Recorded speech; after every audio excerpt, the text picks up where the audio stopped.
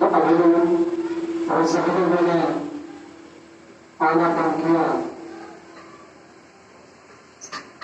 आने का मतलब आते होना और जाने का मतलब जाते हो सकते। आज पहली बार अपनी सांस्कृतिक धर्म में अपनी सांस जब पूरे जीवन आपके साथ रहते हैं लेकिन आप में उससे सचित नहीं रहते हैं। और जो व्यक्ति अपनी सांस्कृतिक पर सचेत रहता है वह कभी हमें